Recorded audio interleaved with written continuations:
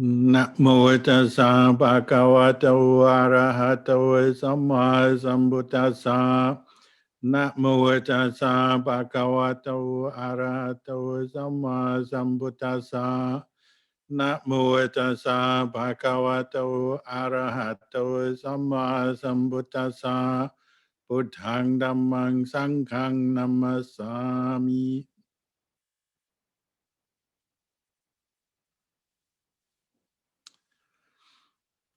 Good evening and blessings from Bodhipala Monastery, South Australia. So I have a change of venue tonight, which is just a good sign that the interest in Buddhism continues to grow around the world. And this is perhaps the newest monastery, or one of the newest monasteries in the Sangha of Ajahn Chah disciples around the world. So I've come to visit here this weekend, so hence this Zoom session is coming from here.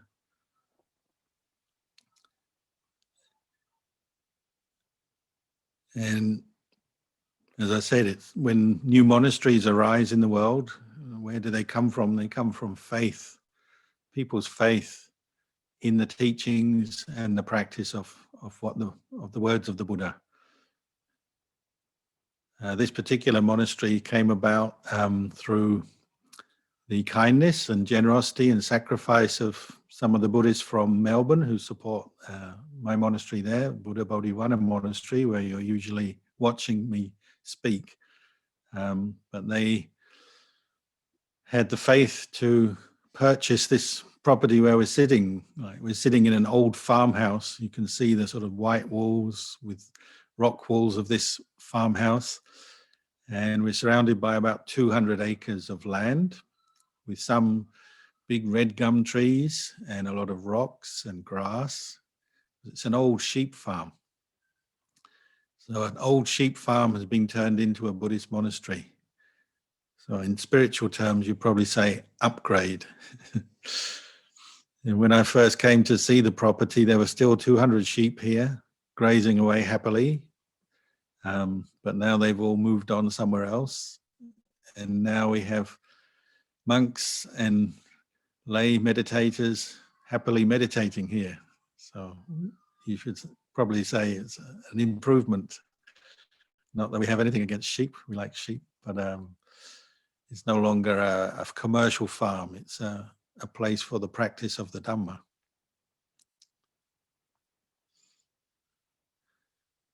We say the compassion, the wisdom, the barami of the Buddha is without limits. You say appamano Buddho, appamano Dhammo, appamano Sangho. It's boundless. It's limitless. So once the Buddha was enlightened during his lifetime, the radiance of his citta, the profoundness of the truth that he discovered, the Dhamma, the peace, the purity of his mind, it's limitless. So in that sense, this is why the Buddhist teachings have gradually spread throughout the world to many places where formerly there weren't the Buddhist teachings. There weren't monasteries or Sangha or people learning about what the Buddha taught. But because of the limitless or boundless nature of the Dhamma, it just keeps moving around the world, because wherever there are people, they have an interest to find real peace and happiness in their life. They have an interest to improve their lives. And this is what the Buddha's teachings were for. For us, wherever we are in the world, whether we're in Adelaide, South Australia, or any other part of the world, we come to have interest in what the Buddha taught because of our wish for peace, happiness, an end to stress, an end to suffering. And so these Buddhist teachings just continue to spread around the world, you could say.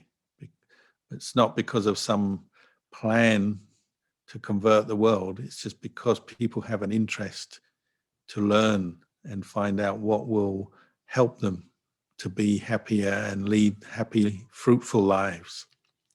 That what brings us to the Dhamma.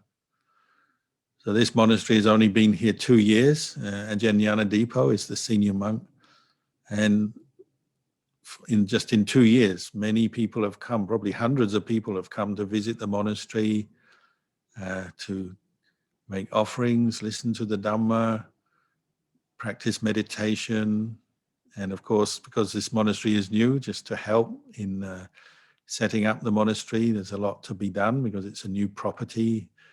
There are quite a few buildings here, but they're all a bit run down because it's a farm that's actually got a long history. There's been a farm here for almost 200 years, back to a time when this part of Australia, South Australia, it's called the Murray River. This area was actually one of the wealthiest places in the world back in the 1870s. There was a gold rush. So they say the first Asians who came over were looking for gold. And there were a lot of Chinese people came to this region in that period. But there's also sheep farms everywhere. And in that period, over 100 years ago, wool was actually a very expensive commodity throughout the world, and they would export it from this very region. So it was considered one of the wealthiest parts of the world. Now there's still some wealth here. The gold has gone. A lot less sheep are around. But, Adelaide as a city has developed in other ways. There's universities and businesses, and out in this area, a lot of the sheep farms have turned into wineries. And winery makes a lot of money for the region. But it's not quite as wealthy as it used to be in those days. And that's just a reminder that the world goes up and goes down. The economy, the success of places changes over time. Material wealth, economic wealth is never an absolute refuge in our life because things can change. Cities can grow, cities can shrink. Economies grow, economies shrink. The Buddha advised us not to put all our faith and all our hopes just on economic or material progress alone, although it's a valuable part of our lives. He encouraged us to put our faith in the Dhamma, which is something that doesn't go up and down or expand or retract. The Dhamma is always the same. It's the truth. And it's the truth that liberates us from suffering and its causes. Through practicing bringing our minds in line with the Dhamma, bringing our actions, our speech, and our thinking in line with the Dhamma. This is what is a true refuge. So when you build a monastery like this, you're establishing a place where people can come regularly to hear the Dhamma, practice the Dhamma, and bring their whole lifestyle in line with the Dhamma more and more. And that's the benefit of a place where you have people practicing, say Sangha, live and practice, and then people are able to attend and participate in the events of that place, that monastery. Over time, it gives you a real refuge through regular, constant practice. We all have to practice wherever we are. So we may be at home, we may be at a place where there's no monasteries, but you know how difficult it is when you're practicing far away from Sangha, from monastery.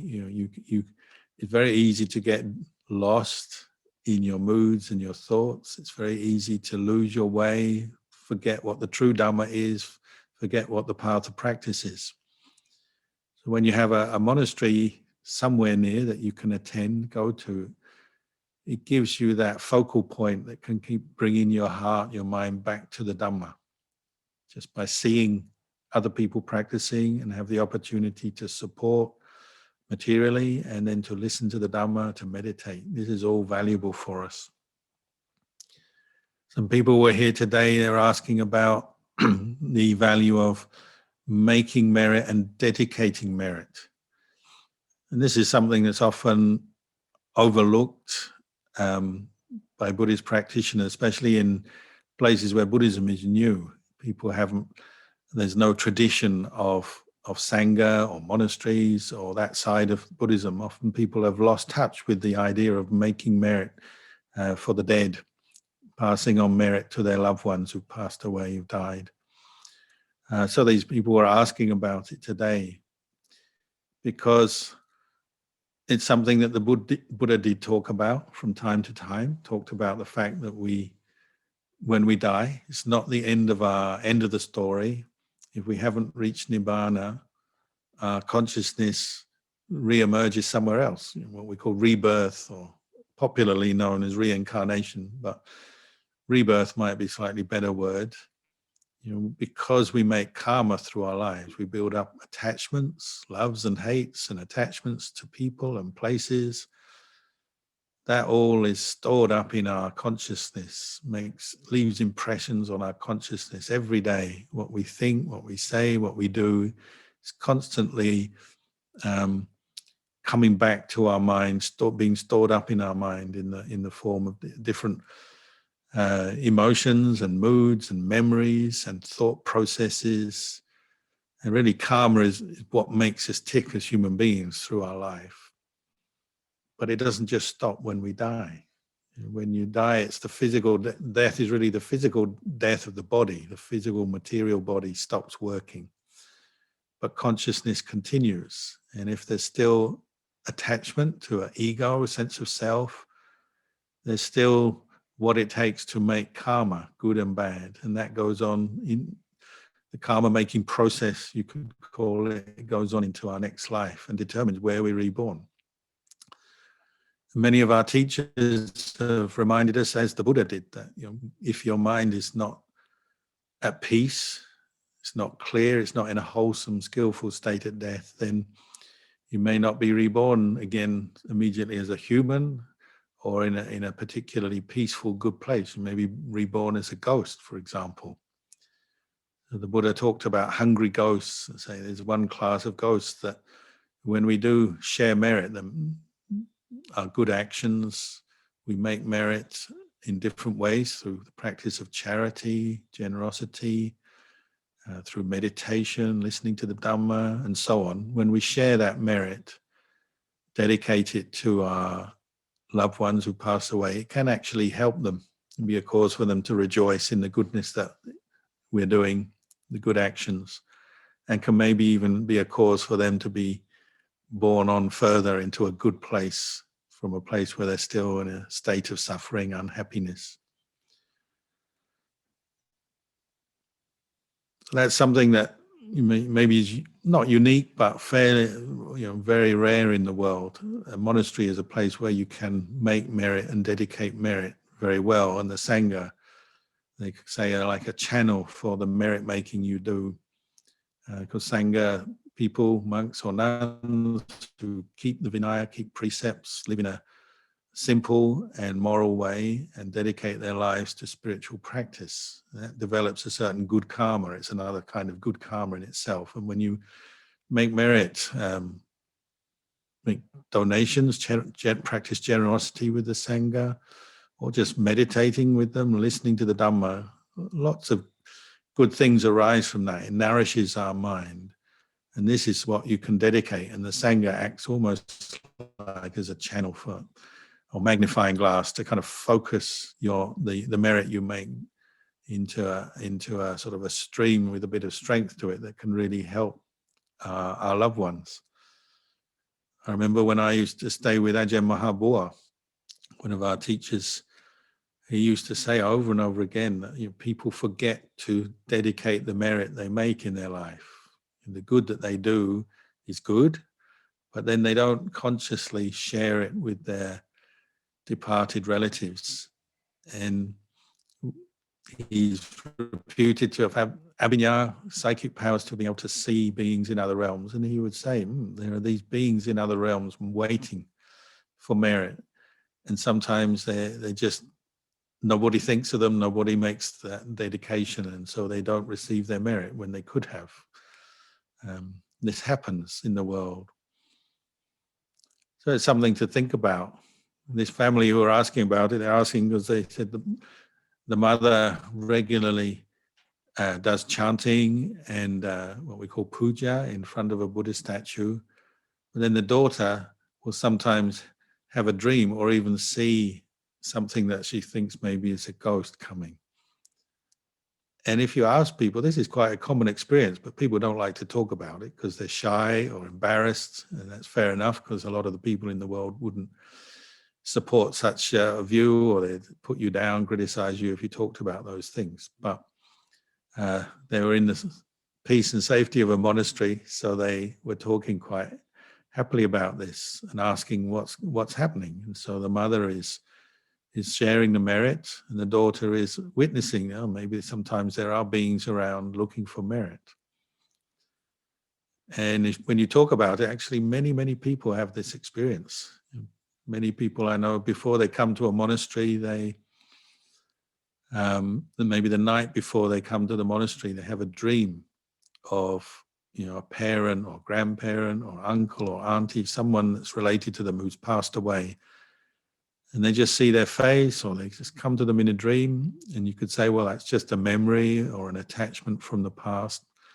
But the timing always seems to be there just before they go to the monastery to make offerings. They have these experiences. You could say just a coincidence, but maybe there is some psychological connection there between beings, even between realms, from the human realm into the ghost realm. And they're coming either to rejoice in the merit that's about to be made, or maybe sometimes even seeking merit. As we know, in the time of the Buddha, even the king Bimbisara came because he kept having nightmares, dreams of people who were crying, moaning, seemed to be wailing and suffering. And he came to the Buddha because it kept happening, asking the Buddha, why does this happen?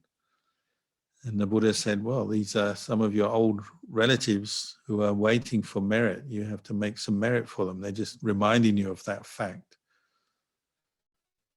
And so the king got together his family and people, and they brought lots of food and robes for many days to make merit. And finally, those dreams passed away. They stopped happening.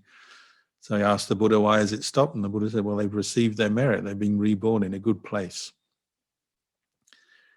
And to be honest, over the years, many people have had, in their own way, similar kinds of experiences, to the point where it's very difficult to say it's absolutely nothing, or it's hallucinations, or meaningless. For myself, I wouldn't say it was meaningless. I'd say there's some truth to this. There's another man came the other day to the monastery. He'd been driving a train in Melbourne for 32 years. And he'd never had an accident, done his job very well.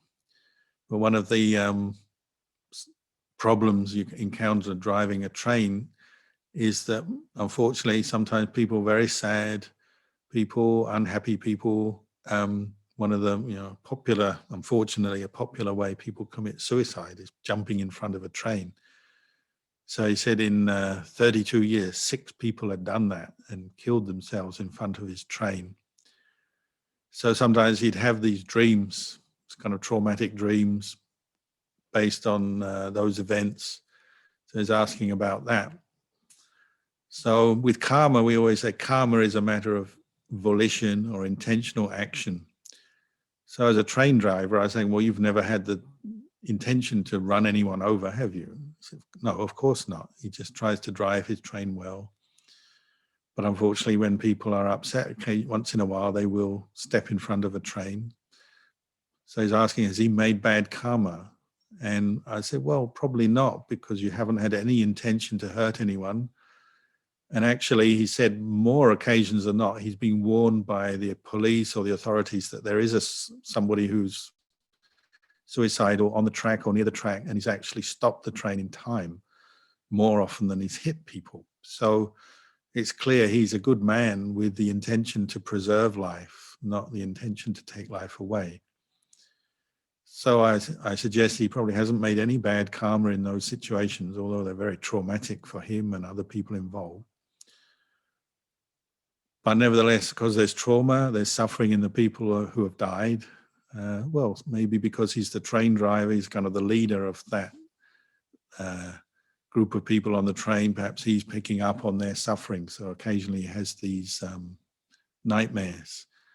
And so I suggested, well, it's another occasion to make merit. They're not related to you, but can still make merit for them and share your kind thoughts and wish them well. And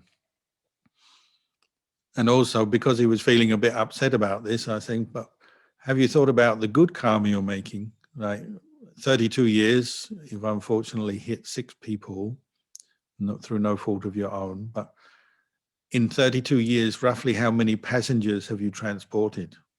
So he said, oh, it's easily in the millions, because every year it's hundreds of thousands of people go on these trains. So I said, so you've helped these people, millions of people, get to their destination safely. You've never had an accident. You've done your job well. They've all got from one place to another, gone to work, gone out to shopping, gone to visit their friend, doing some business. You provided this service for millions of people. That's an amazing thing. And you've always done your best to do a good job. That's what you should focus on, the goodness of your job and what you've done. And although it's unfortunate that occasionally people do throw themselves in front of a train, it is only very rarely, and it's only a very small part of your life. The bigger part is actually doing these acts of service. Karma is a bit like this. When we do consider the karma we make, good and bad, we tend to focus on the bad and often gloss over or ignore the good. Actually, every day we're probably making good karma in so many different ways in our life. Helping our families, doing good karma for ourselves, helping families, work colleagues, neighbors, strangers, doing all kinds of useful things, helpful things, and often in very subtle ways. Like, if you are somebody who tries to keep precepts and you walk down the street and you don't hurt anyone or do anything to anybody, already you're making good karma, even if you're not actually engaging with anyone. Just trying to go about your business peacefully and well, and to be a good human being is already good karma. Even if you haven't done anything particular that day, but just consciously doing that, that's good karma.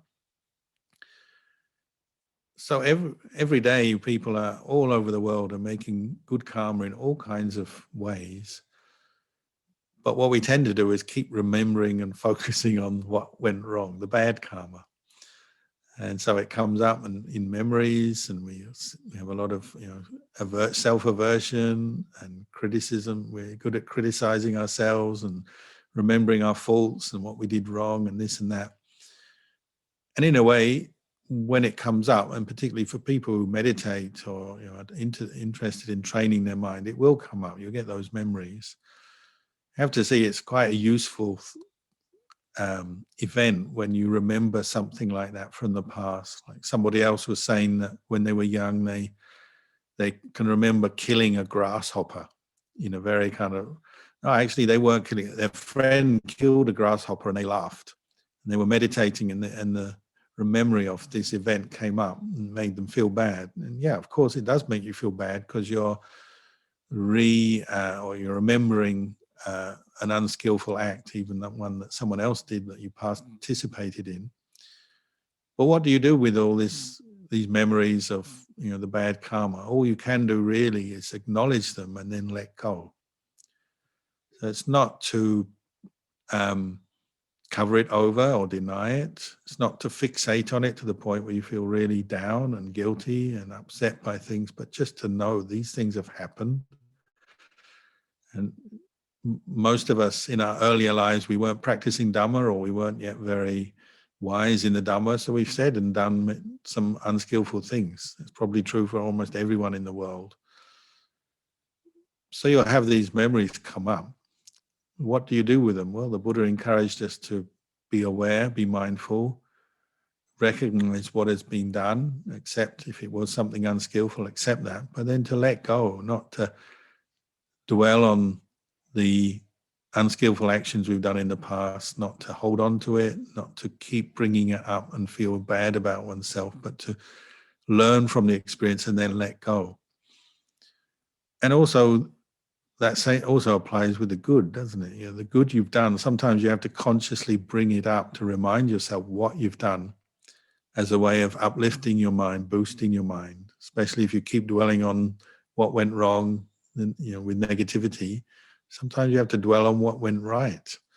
Remind yourself, you haven't, maybe for many days in your life, you didn't break a single precept, you didn't hurt anyone, you didn't do anything particularly bad or wrong. There'll be large chunks of your life when that might be true. So sometimes you have to consciously bring that up and rejoice in it. Remember the good you've done, and also remember the good others have done, that we've witnessed, the people around us, family, friends, colleagues. And this is a valuable part of training our mind, becoming familiar with karma, both through personal experience, our actions from the past, and then observing our intentions, our volitions as they come up day by day, and trying to be as clear and honest with yourself as you go through your life about the kind of karma you're making from day to day, moment to moment through your day. In one sense, this is one of the good things about the practice of the Dhamma, is that you at any moment in your day, from morning to night, you always have the opportunity to make some good karma, simply by establishing more mindfulness at any moment. You're making good karma. Reflecting on the Dhamma, remembering Dhamma teachings, or just reflecting on your experience in light of the Dhamma is good karma. And you can do that at any moment. We can also practice kindness and compassion and help other people and do a good job in the things we do, of course. But even if you're just idling your time away doing nothing very much, you can bring your mind to reflect on the making of good karma, what you've done in the past, what you intend to do. And that's already made good karma in that day, by just bringing your mind to reflect with mindfulness and wisdom at that moment. Sometimes people even feel very sorry for themselves, when they're getting older and weaker, maybe lying in bed. And you hear this quite often, is that, oh, I can't practice the Dhamma anymore. I can't do any good. My life has become useless. And it's quite understandable you might feel like that. But if you think about it, even lying on a hospital bed or at home in bed, very weak or very elderly or sick, if your mind is still active,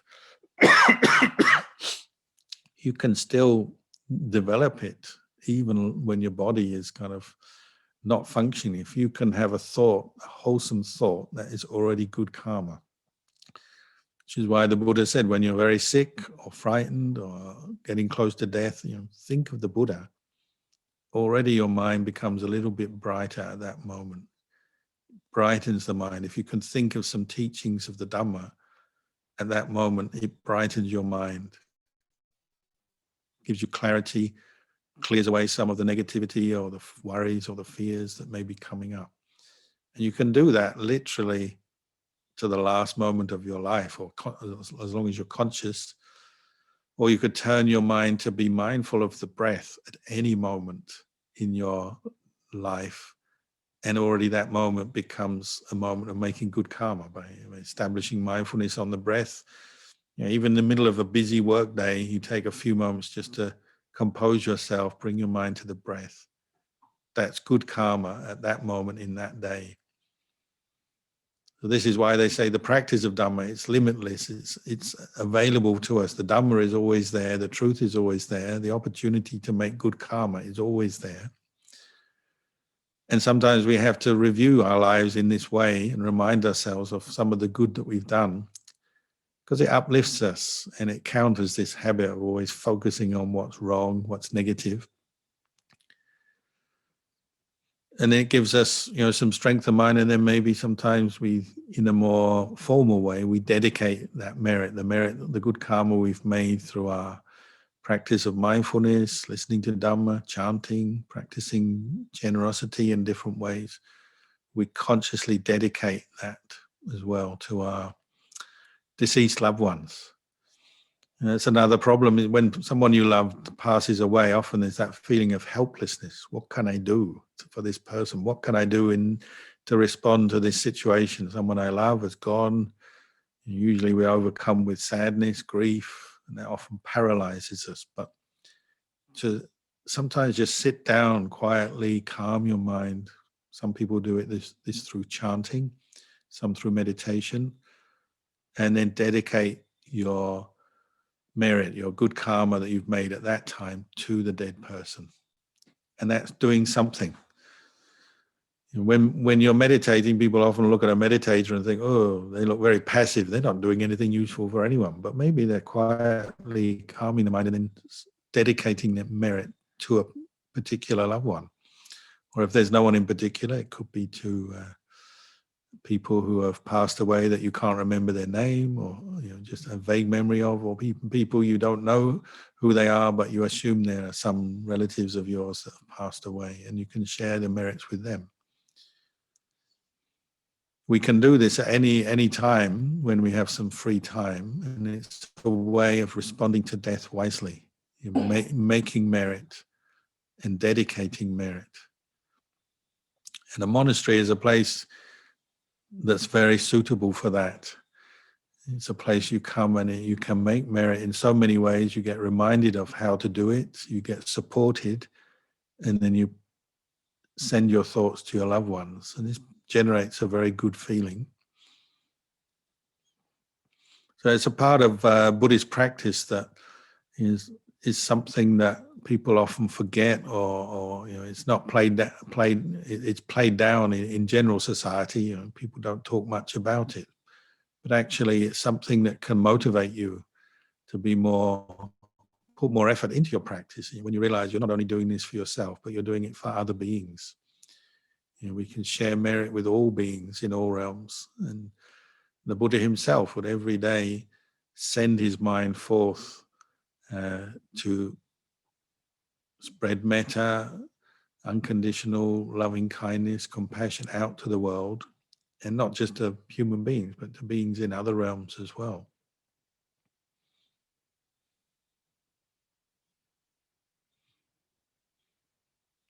Monasteries tend to be places where they say beings come in from other realms, particularly from the Deva realm. So before the monks moved into this monastery, Bodhipala Monastery, we went to see one of our teachers who, I'm not sure if you could see his picture on the back wall here, Lumpur Opat. And we asked him, he's never come to visit this land, but he sat and meditated, and he said, oh yes, there's some devas there. Devas, angel-like beings already are there in this monastery land. There's another advantage of having a monastery. It's a place where the devas gather. So like when we do chanting, often the devas like to come and listen to the chanting. So those beings who have died and been reborn in heaven realms, they're attracted to places where people do good. So when people make offerings, devas will come. When people meditate and chant, devas will come. So when we were first here, the first time the monks chanted the Patimokkha, which we do every 2 weeks, a recitation of the discipline. We were sitting in this monastery, the monks were doing the Patimokkha, and at that time Ajahn Dhamma, who many of you know, who lives in Thailand, he was visiting because his family from Adelaide, he was brought up very close to this monastery when he was a child. And the monks were sitting in the hall listening to the recitation of the Patimokkha, where there were 2 laymen outside, just quietly sitting outside the hall in the night sky. And it was a very beautiful evening, clear night sky. You get very beautiful night skies here. You can see all the stars. And it wasn't raining or cloudy. The temperature was nice. So they were just sitting there while the monks were chanting. And one of them saw this beautiful glow of light float over the hall where the monks were sitting. This sort of golden circle of light just floated over, and he saw it, and it just floated away. But like most people, he thought, if I say something, they're going to think I'm stupid or I'm deluded or just imagining it, so I'll just keep quiet. And then a few minutes later, the same thing happened again. And this time, both the men saw this golden ball of light floating over the hall. And they did a sort of a double take, and they looked at each other, and then they realized they'd both seen it. So now there was a second witness. So the first man who'd seen the first time said, I saw that just now. I didn't want to say anything, but now it's come again. So you saw it, didn't you? And the other guy said, yeah, I saw it. So later they came and asked the monks, and we said, oh yes, it's probably the devas. It's very common when you get a new monastery that sometimes the devas show themselves in forms of like a ball of light just floating around.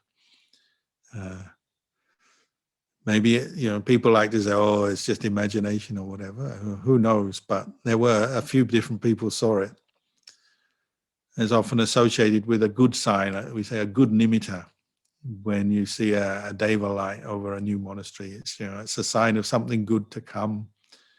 The monastery is a good place. It's a place where people come to make good karma, and over many years, even generations, even long periods of time, people are doing good over and over again. One of the neighbors here also, Veronica, she also had a dream before the monastery was actually started, before the land was purchased. She had a dream that this piece of land, lots of people came here, and she said had a very good feeling.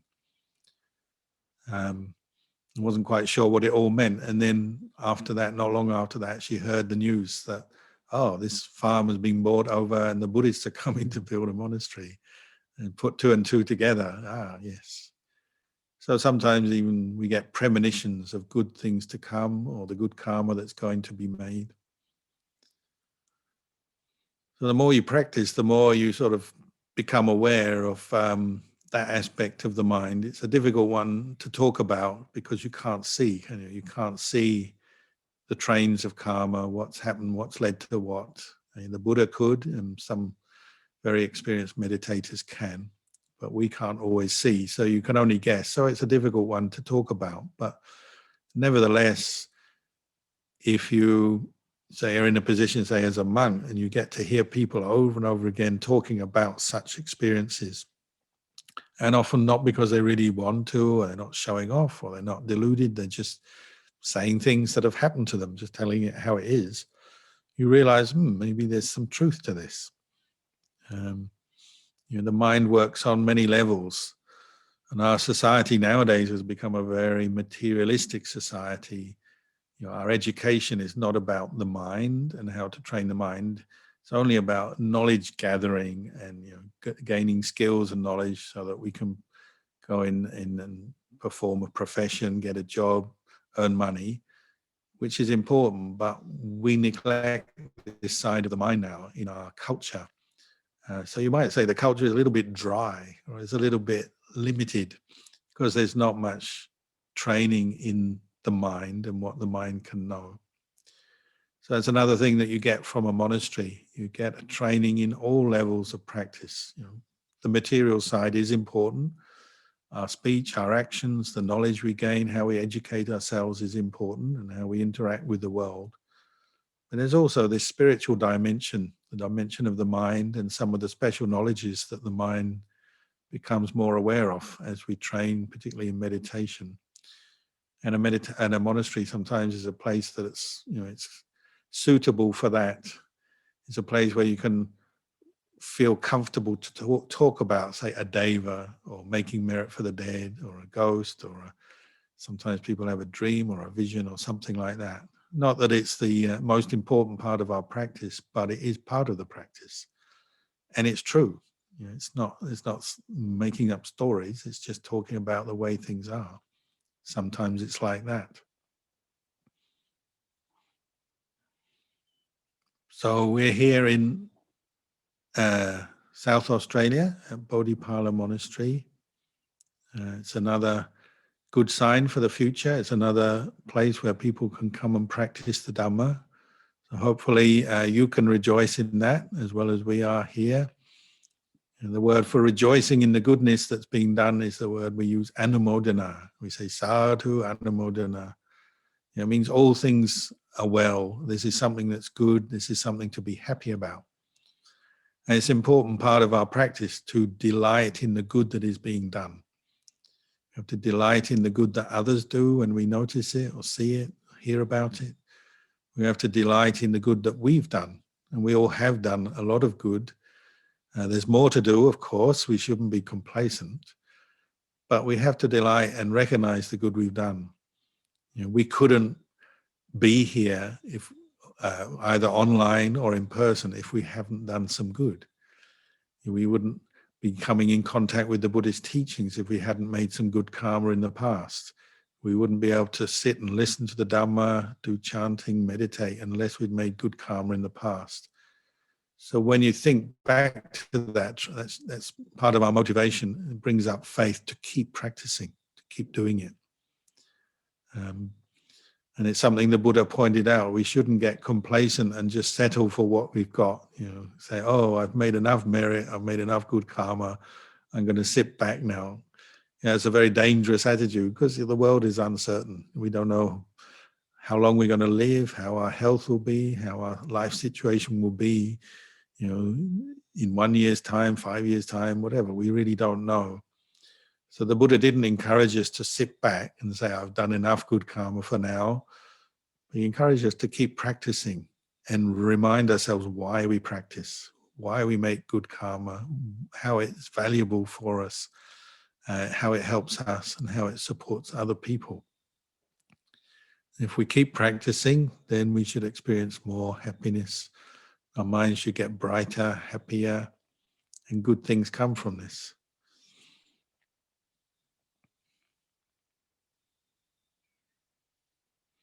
So maybe for tonight, I'll finish the talk here, and I think there'll be time for some question and answers afterwards.